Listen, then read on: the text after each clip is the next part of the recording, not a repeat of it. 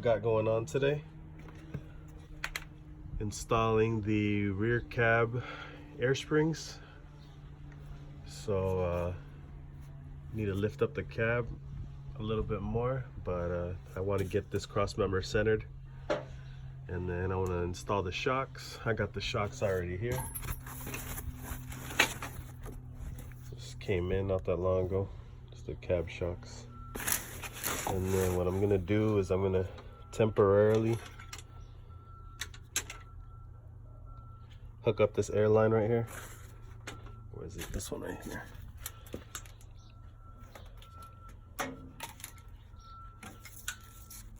Gonna temporarily hook up the air line to the air spring, and then to this little air compressor I got right here hooked up.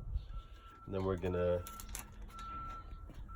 air up the whole cab, and as soon as we get it high enough to where I can mount the shocks, we'll get the shocks mounted up.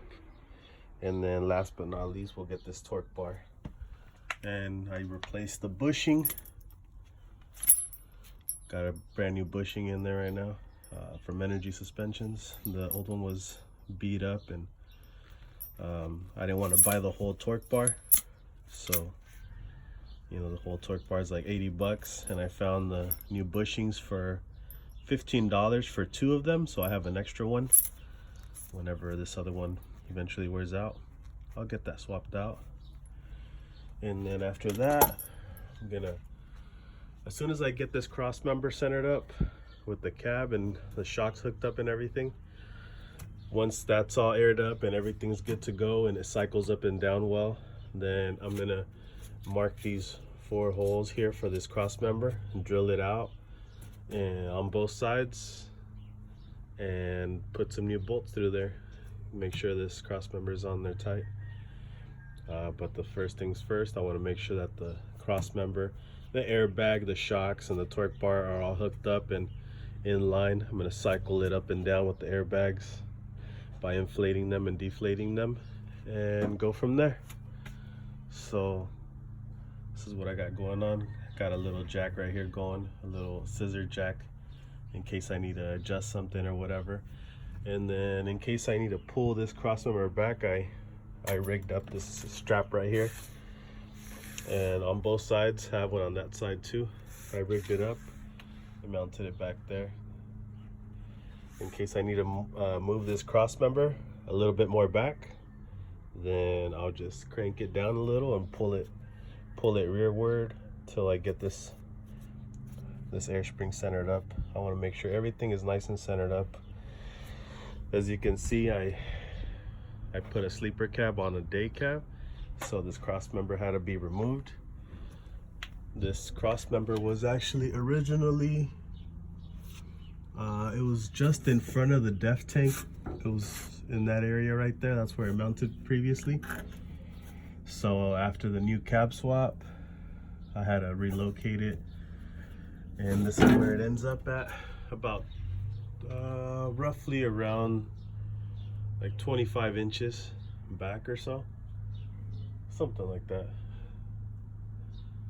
So this is where it's at. And I also got new air fittings for this air spring, the push to connects.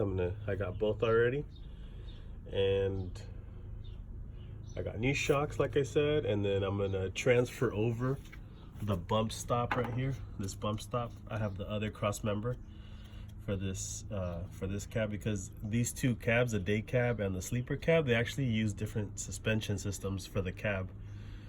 The day cab uses a torque bar, which is this, just 2 air springs, 2 shocks, and a torque bar.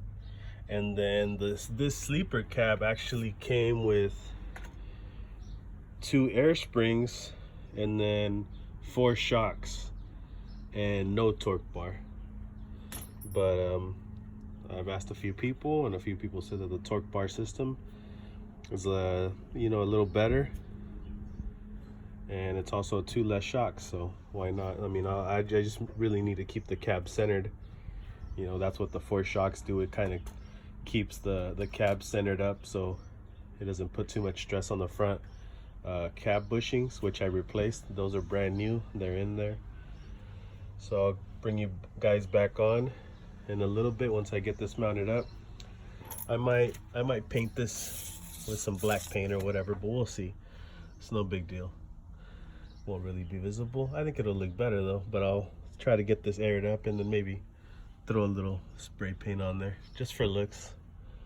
We'll see. Now we're back, and I'm tightening up the torque bar bolt. It's a 18 millimeter and a 21 millimeter wrench on the nut to tighten it up. I'm using some vice grips on that nut and an 18 millimeter socket on the bolt itself. There's a very little room back there, so I just put the vice grips on that nut to keep it from moving and turning. And right here I have a little bit of room to ratchet with, probably like 10, 15, less than, probably like 15 degrees of movement. But if I put a longer extension on that, I'd be able to get a little more ratchet, a little more swing on there, more movement. Just finishing it up right here. I got the airbags already inflated.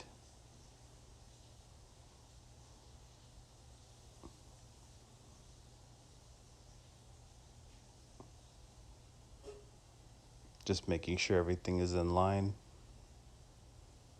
Now I gotta tighten it up on the other side here. The torque bar part that goes to the bracket that you see, that's on the cross member there. What that torque bar does is it keeps the cab from shifting from the rear left or right. That way everything stays as straight as possible. Now I'm using the vice grips there and on that nut and 18 millimeter ratchet. Got a little bit of room here to tighten it with, so taking advantage of that. Now these don't get tightened super tight, so can't go ham on those bolts.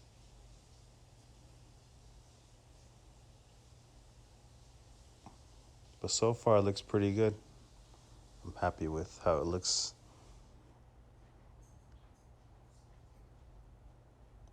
I'm not at a shop or anything, so I gotta do what I can with what I have.